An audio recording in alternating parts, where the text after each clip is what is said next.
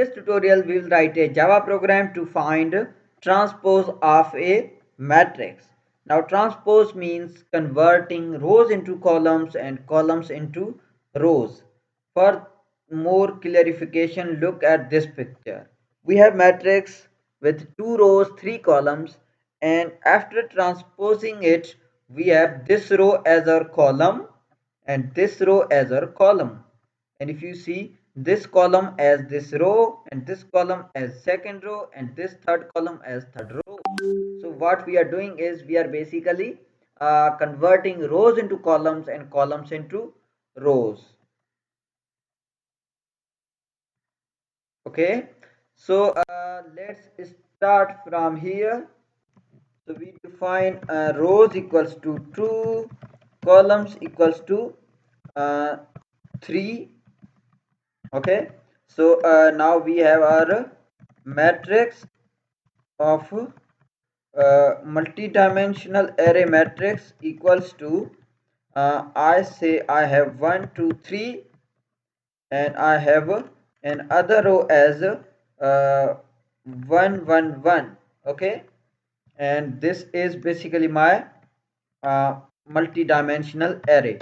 Okay, and then I will have my transposed matrix transposed matrix equals to, and this will have size. Basically if 2 rows 3 columns, then columns will go as rows and rows will go as columns. Okay, okay, so we start a loop. I equals to 0, I less than rows and I plus plus, and a nested loop because we have multi-dimensional array, j less than columns and j plus plus. Now what we will do is we will say transpose matrix equals to um, matrix. Okay, so now we will pick I and j values, I and ith and jth value, and we will assign it to jth and ith position. So this will basically take ith and jth value of the matrix and assign it to the transposed matrix of jth and ith position, means jth row ith column.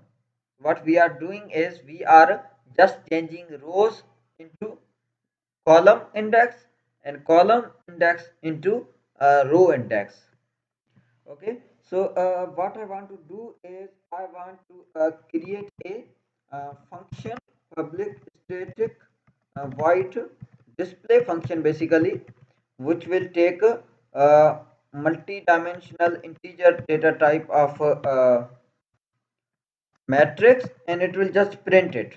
Okay, so for uh, integer of array data type, we have row from matrix, and then we have integer data type of column from row, and I just uh, printed column and I give a space, and over here I change it to the new line. Okay, so this will basically just print the matrix. So why I created display function? Because I want to print um, I want to print my uh, matrix before display before. So this is our basically uh, before transpose.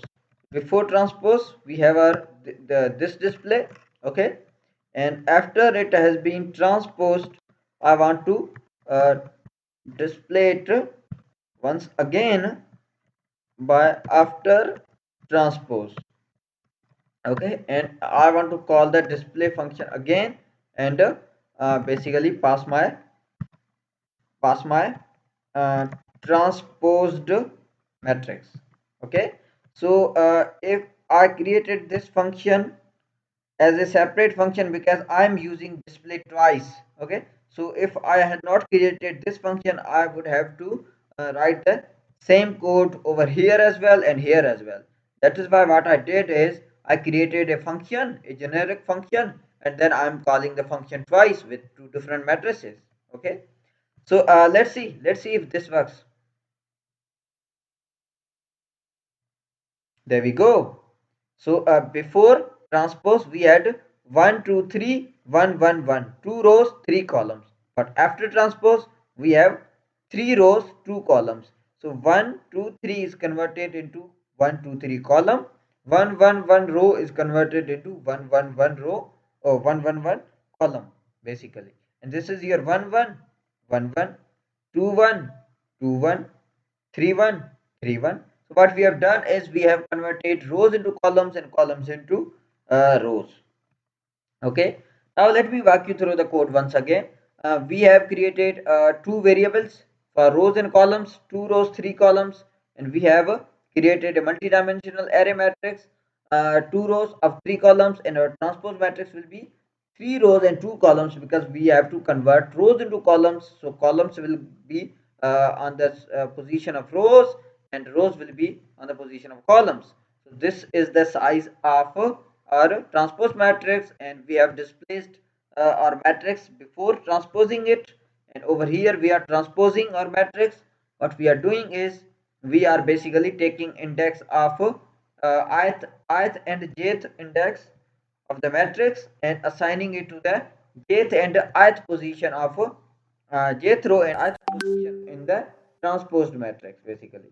So what we are doing is we are just exchanging the position of indexes of rows and columns. So this will basically transpose the matrix, and after transposing it we are displaying it again to see whether or not it is transposed or not. So that's it with this tutorial.